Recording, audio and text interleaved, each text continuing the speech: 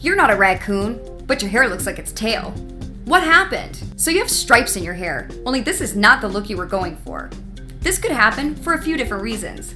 It can be from something as simple as just changing the brand of dye to a hair dye overload on your ends. Let's say you're just touching up your roots. Now, it's important to maintain consistency when dyeing hair. Just like everything else in life, consistency is what helps us to be successful. This is very important when dyeing hair. All hair dyes, they're not the same. Just because brands name a hair dye light brown, for example, does not mean they will all come out the same shade of light brown. It's like black coffee from Starbucks. Black coffee from Starbucks does not taste the same as black coffee from Dunkin' Donuts, yet they're both black coffee. They don't taste the same. Hair dye, it's the same way. One company's Auburn is not the other company's Auburn. It's confusing, I know. Remember, hair dye cannot change hair that has been dyed before. Hair dye must be removed in order to change it. So when you're buying hair dye, it's exactly like buying touch-up paint for your house. The brand and the formula must be the same in order for it to match. Now, if you're like us and you can't remember details, take a picture of the box that you just bought so you can remember for next time. If not, every time you dye your hair, you'll get what is called a band or a stripe. Moving on. When dyeing your hair, it is important that you make big changes as little as possible. You have to be consistent in order for your dyed hair to look expensive. Ask any great colorist out there and they will all tell you the hardest client to have is the one that always wants a new color. It's like going to the gym. You may want to lose 20 pounds, but it's not going to happen in one visit. It is going to take you going to the gym regularly to lose that weight. Hair dye, it kind of works like that. The longer you stay with the same formula, the better the end result.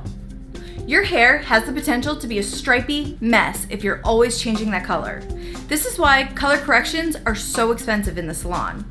People dyeing their hair, they sometimes think a box of dye can do more than it's designed to do. This is why some people get that calico cat look.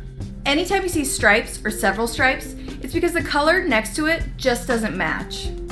Now, that being said, we're talking about if you're trying to change your color monthly. If you're changing it once or twice a year, that's great. We change ours about twice a year. So what else could happen to make your hair have stripes? Maybe your hair is on hair dye overload.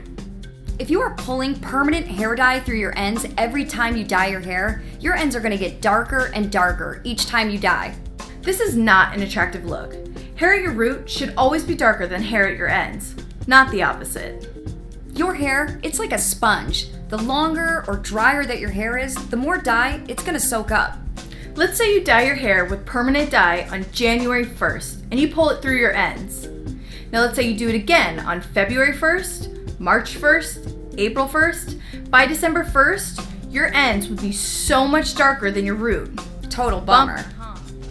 This is what SalonFree is here for. It's to help prevent these issues and to teach you how to have insanely gorgeous hair color all the time. So remember, if you're going to dye your hair, consistency is very important. Take a picture of the hair dye you bought so you remember which one for next time. Change is good, it's just not monthly good. So stick with the same formula for a few months before you think about changing it. Hair, it's like a sponge. The more you dye it, the more it soaks up.